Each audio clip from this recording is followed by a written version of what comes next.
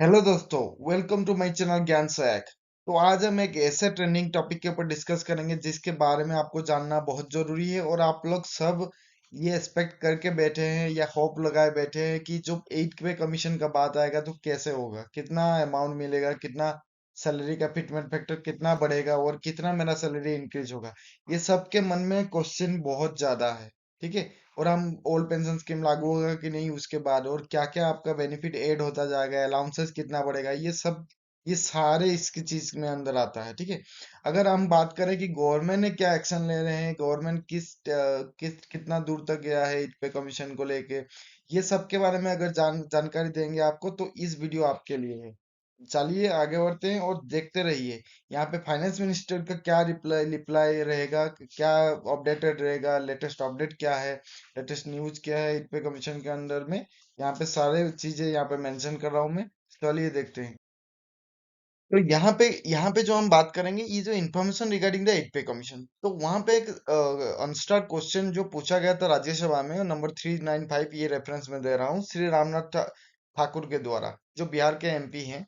उनके द्वारा पूछा गया था, फाइनेंस मिनिस्टर को अपील किया गया था कि आप ये जवाब दीजिए। फर्स्ट क्वेश्चन था उनका, जो क्या रीजन था वो फाइल्स का कि आप कंसीडर नहीं कर रहे हैं according to the approval of para 1.22 of 7 CPC by government.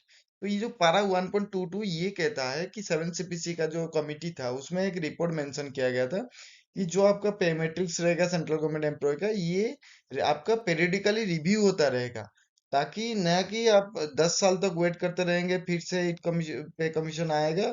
उसके पहले भी आप चाहे तो पेरियडिकली उसको रिव्यू कर सकते हैं और चाहे तो आप बढ़ा भी सकते हैं एज पर द आर्कियालॉजिकल फॉर्मूला, क्योंकि उसी के आधार पे ही 7 पे कमीशन बना हुआ है। ठीक है। तो ये रहा फर्स्ट क्वेश्चन था उनका। और जो सेकंड क्वेश्चन था ये था कि क्या आप कुछ प्रपोजल चल रहा है कि वो 8 पे कमीशन के अकॉर्डिंगली, या वो कंसिडरेशन में है, या अगर नहीं है, मान लीजिए कि अगर नहीं है तो क्या गवर्नमेंट ये पोजीशन में नहीं है कि वो पे कमीशन का बर्डन उठा सके। तो अगर मान लीजिए कि कुछ है ऐसे कुछ सिचुएशन तो उसका डिटेल्स दिया जाए। अगर कुछ भी सिचुएशन है ऐसे तो फिर रीजन भी बताया जाए कि किस वजह से नहीं हो रहा है। अगर नहीं हो रहा है, क्या ये रीजन भी ये भी हो सकता है कि फिफ्थ लार्जेस्ट इकोनॉमी होने जा रहा है इंडिया, और ये एक 8 पे कमीशन का बर्डन को नहीं उठा सकता है, वो रिवाइज पे भी नहीं कर सकता है, जो कि सारे गवर्नमेंट एम्प्लॉयज जो 30 साल से इन्फ्लेशन को झेल रहे हैं, उनके लिए क्या प्रोसेस अपडेशन है, ये क्वेश्चन पूछा गया था मिनिस्ट्री ऑफ फाइनेंस के द्वारा। ठीक है।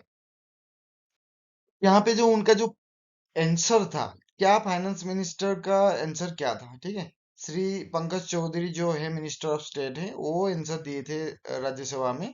तो ये दिया गया था कि भाई कोई भी ऐसे इशू कंसिडरेशन में नहीं है यूनियन कैबिनेट के द्वारा। ठीक है। और कोई भी ऐसे नहीं है कि जैसे कि 7 पे कमीशन के अनुसार उसको रिवीजन ऑफ पे एंड अलाउंसेस के लिए अप्रूवल मिलेगा, ऐसे कुछ भी डिस्कशन नहीं चल रहा है।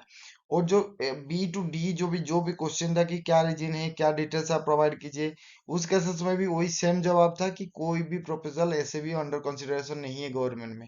तो मैं ये बोलना चाहता हूँ, जो भी रूमर्स फैल रहा है और जो भी वीडियोस वगैरह बना रहे हैं कि ये आपका फिटमेंट फैक्टर इतना बढ़ जाएगा, आपका सैलरी इतना बढ़ जाएगा, और ये जो सारे जो कैलकुलेशन बता रहे हैं, ये सब के तामझाम में आप ना पड़िए।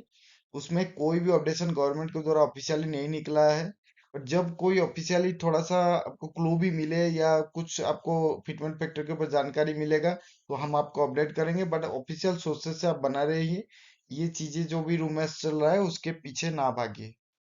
यहाँ पे एक फाइनेंस सेक्रेटरी जो हमारा टीवी सोमनाथम है, ये भी आए थे एनडीडीबी में, तो ये भी उसी चीज के ऊपर ही उनको जब पूछा गया था ये बोले थे कि ऐसे कुछ भी नहीं हो रहा है जो 8 पे कमीशन को लेके। तो ये, और ना कि ये ड्यू भी है इस प्रेजेंट टाइम में। ठीक।